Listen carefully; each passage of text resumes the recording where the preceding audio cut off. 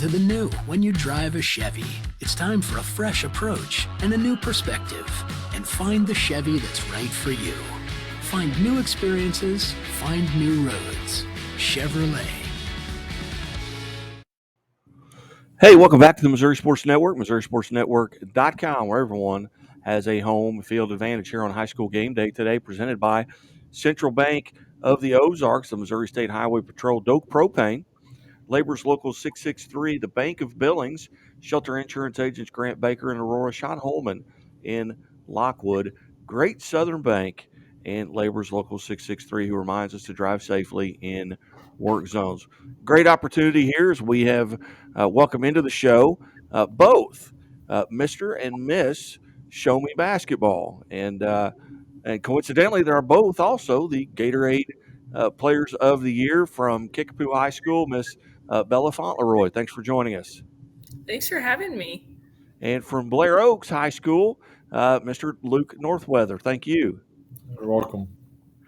Bet. And we'll start a little bit with, or start off here with Bella. Bella, first off, tell us about when you found out the news. It was really weird because I don't have a first block to start my day. So I was kind of moving slow that morning and I was brushing my teeth and I got a text from one of my old AAU coaches and he said, "Congrats." And I was like, "Congrats on what?" Like, season just ended. I didn't know that they had released any postseason accolades or anything yet. And my mom came running up to my room. She's like, "Bella, you got Gatorade." And then a few days later, I found out about Miss Show Me. So it's been really, really cool. That's something that I've had as a goal for myself since freshman year, even before that. And it's really cool to finally be recognized for that. Take us back, to your freshman year, because there was much made about your freshman year. You had a lot of accolades, even at that time, that were being put on you. Take us back that freshman year and your gradual progression in the sport of basketball. Oh my, it's so funny to think about that because I feel like when kids come into high school when they're young, they think there's not a whole lot that they can learn whenever you've been fortunate enough to play at a high level. But I remember just not being as sure of myself as I am now. And just always wanting to come in and get better every day. I definitely shoot the ball a lot better now. My IQ is higher. And I feel like, especially since I missed my sophomore year from that injury, sitting on the sidelines helped me to kind of see the floor better and figure out better how I could be more effective on the court. So a lot of growth and progress since then, thankfully. Often athletes that have had injuries, whether it be an ACL or any type of injury that puts them on the sideline, they learn so much more about the game because, number one, they can't participate, and they're looking at it through different eyeballs.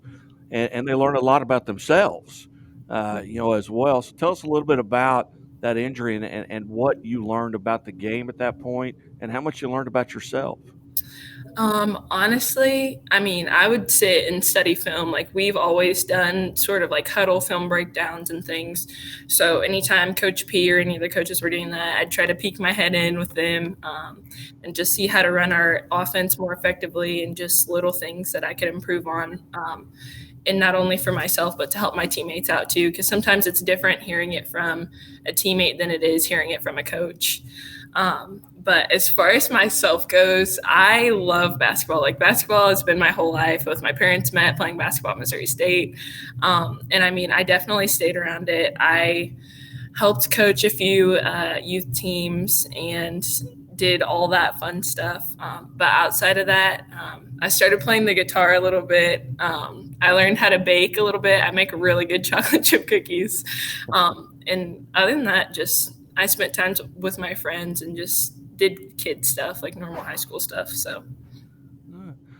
And now to Mr. Show Me Basketball and the Gatorade Player of the Year on the men's side from Blair Oaks High School, Luke Northweather. And Luke, when did you find out and how? So I don't really check my email that much, so I actually didn't see it. And then one of my friends just texted me in class and just told me congrats and stuff. So I went and checked and found it all out. And then, a couple of days later, my coach just texted me and told me that I won the Mr. Basketball. So it was just exciting. Yeah. take us back to your freshman year and talk a little bit about your progression through your high school career. So coming in as a freshman, I had my brother in front of me, who was a junior my freshman year. And there was a senior who was about 6'6", 6'7", that was kind of that starting role. So I kind of came off the bench. I didn't really get too many minutes, and then I just kind of used that as a learning experience just to get better and just used to playing with bigger players. And then going into sophomore year, it was really fun playing with me and my brother. So I just kind of developed over the years, and then just felt like I've kind of taken a step every year since then. Can you tell us just a little bit about it? And again, we're visiting with Mr. and Miss Show Me basketball here on the Missouri Sports Network. And Luke, tell me a little bit about who influenced you in the way that you played. And I mean, it may have been your bigger brother may have done it. Yeah. But tell us about those people that have had a lot of influence in your life. Definitely my brother. Growing up, we were kind of always taller than everyone else in our class, so we were just mainly down low, just playing in the paint. And then as we grew older, Eric kind of started to step out more, started to shoot more threes. And then by the time he was a sophomore and junior in high school, he was really playing all over on the court, kind of playing that four position where he was handling the ball a lot. And then like up to my sophomore year, he was still more outside and I was more back to the basket in the paint. But then these last 2 years of high school, I kind of started playing like him more and just playing a lot more outside. And Bella, you've had maybe a similar experience with in the beginning playing with your back to the basket, and then you've really adopted or adapted to shoot the ball in that 10 to 12 foot range. It's really helped your career. Yes, I have enjoyed being able to have a lot of freedom throughout not only high school, but in AAU also. As fun as it is to be bigger than everybody and kind of bully people inside, it's nice to be able to showcase other parts of my game that I work on as well. This year, at one point in the state, I think it was to get to the Final Four, our point guard was in foul trouble, and we were having issues just bringing the ball up the court because there was so much pressure. And Coach P was like, okay, go get the ball, bring the ball up, run the offense. So it's fun, definitely, to get to be a little bit everywhere on the court. And Bella, talk a little bit about who's influenced you in your basketball career, some of those folks that really stand out. Honestly, I just have to say my parents. Like, there's a lot of other outside aspects of my game that everyone watches workout videos on Instagram and pulls moves and things like that from there. But I feel like I play really fundamentally sound basketball, and I get that from my parents. I mean, my mom was a back to the basket, just absolute bruiser whenever she played, and my dad was a really, really good point guard, pretty solid. I think I shoot the ball better than he does, though. But that's definitely where I get it from. I'm a good combination of those two. And Bella, if you could go back, the senior Bella Fontleroy could go back to that eighth grader and give her some advice. What would you tell yourself back in the eighth grade? What advice would you give yourself?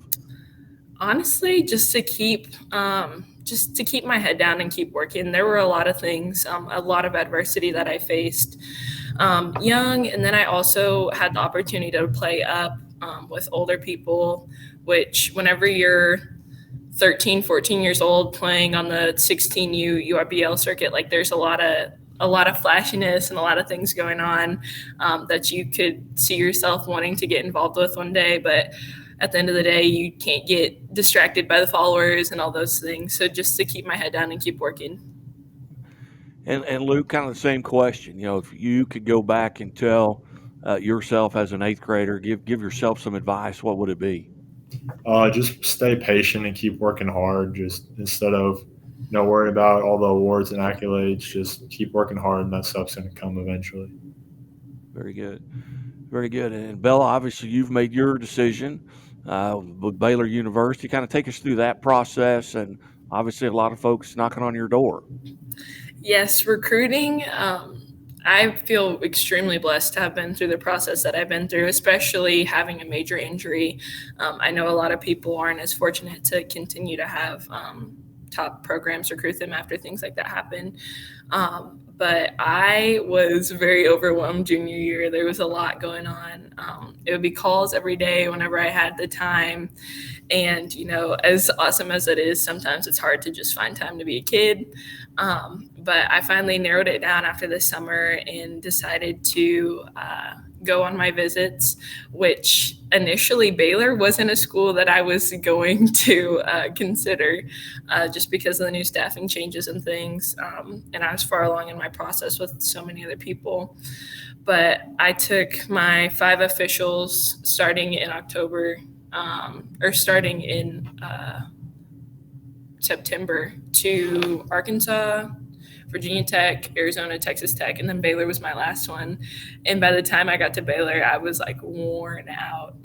But it was just an awesome experience. When we got on campus, my whole family and I, we had been traveling for 6 weeks straight. So we were like, okay, last weekend of having fun like this. But everyone just felt at home. There were a few special moments that I just looked around at everyone that was by me and I was like, okay, this is where I need to be. My family's at peace here. I'm at peace here. So, and I'm really excited. I leave June 1st for school. So. Well, congratulations. And again, the Chevy Dealers of the Ozarks segment, Athletes of the Week, the two, Mr. and Miss Show Me Basketball, here in this segment on the Missouri Sports Network. And Luke, you have yet to make your decision. Can you tell us a little bit about that process and maybe some of the schools that have kind of gotten your attention? So kind of more recently, I've started to get more calls and just been a little bit more recruited. And I'm just kind of still deciding, kind of trying out some schools, just talking to schools. I've kind of been considering maybe prep school just to go and just kind of get stronger and just improve my game to where I'm ready to come in and step in and make a difference on a college team. But yeah, I'm still out there. So. All right, so you're still recruitable, so to speak. Yeah, definitely. And back to Bella. Bella, any particular area of study that you may be looking at that maybe Baylor really had that maybe was the deal? As of right now, I'm wanting to do something. I definitely want to stay around sports. I want to play. I want to go pro if I can, whether that's WNBA or overseas. But I want to study some sort of journalism, preferably broadcast, but there's not an actual broadcast department at Baylor yet. So I could do some sort of communications degree with an emphasis in something like strategic communications or something like that. But definitely want to stay around the sports world as long as I can. So. And Luke, have you thought about a career after basketball? Maybe something in business. I've thought about accounting, but I took an accounting class this year, and I'm not so sure after that. But still, so kind of trying to decide, I guess. But definitely something in business, I'm thinking. And what and Bella, first, what is your since your season's over? What does it look like between now and until you arrive on campus at Baylor? What are you focused on? Honestly, as of right now, my parents gave me 2 weeks to do as much working out or as little working out as I want, just to kind of give my body some rest. Because postseason play is no joke. I was limping to the couch after that championship game. But I've just been kind of resting and trying to finish up school. I don't really have a whole lot of coursework left. I finished up all my credits, so right now I have an off block, first block, come in, I'm in yearbook, then I have a weights class and AP Spanish. So just finishing up school, getting to enjoy time with my friends. And then just some training. I'm sure they'll send me some workouts and things that I need to do, but until then I'm staying on my regular training regimen. So. Now, Luke, is your schedule anywhere near that easy? Class schedule? Yeah. I kind of similar to what she said, just focusing on school and stuff and just really trying to get in the gym as much as possible. My mom's actually a teacher at the high school I go to, so I'm just up in the gym as much as I can shooting. Outstanding. And one, kind of final question, and we'll start with Bella here, is if you could go back and play one high school basketball game again, and it may be a game that got away from you, or it may be a game that you had so much fun. Well, what game would you go back and play, and who would be against? That is a really tough question. I feel like we had a lot of games this season that were really, really fun to play. I probably would say one of our 2 games against Nixa. The first time we played Nixa I think that was the best shooting game I've ever had in my high school career. I think I had 31, something like that. But it was also fun because I scored my 1,000th point that game. But that was a fun team win. It was a really, really good game. That one, or when we played them at districts, that game I did not score as many points, but it was just we all rallied together to pull out that win because our district was tough. So Very good. And Luke, if you could go back and just play one game, and it may be the Father Tolton game this year. Yeah. You Yeah, could I go kind of back got and 2 games in mind. Definitely the district championship this year. Just beating them earlier in the season and just being successful in the past and going to 2 Final Fours the past 2 years. It's kind of hard to go out like that. Especially being up that late in the game, and then it just kind of sucked. And the other one, definitely, my sophomore year, the Cardinal Ritter game when we played in the Final Four when my brother was still playing. I kind of felt we didn't come out strong. We kind of battled back, but we just never really played as well as we could. And part of that was on me. And I feel like if I go back, I think that would be a really important game for me. yeah. See, that's the difference between men and women. Bella picks 2 games she won. You pick 2 games you lost. Yeah. Very good. Well, I tell you what, this has been a thrill, and I don't know that this has ever happened before with having both not only the Gatorade Players of the Year, but also Mr. and Miss Show Me Basketball on the same show. And I greatly appreciate Mr. Crouch there, the athletic director at Blair Oaks, helping set this up. And Bella, I reached out to your father at the All-Star game, and Will was just call me. I'll make sure I'll get her off the couch and get her going. Well, I said, okay, whatever. But he really helped set that up, facilitate this, and on behalf of Chevaliers of the Ozarks, congratulations on being male and female athlete of the week, and obviously with the other accolades that have been thrust upon you. And I greatly appreciate you being part of this. Thank you. yes, thank you for having us. You bet. Thanks. You bet. Hey, you're watching the Missouri Sports Network High School Game Day here on the Missouri Sports Network at MissouriSportsNetwork.com, where everyone has a home field advantage. And as always, the Missouri State Highway Patrol reminds us, take that 3 seconds and buckle up. It's 3 seconds that could save your life. Be safe, be smart, and be here tomorrow.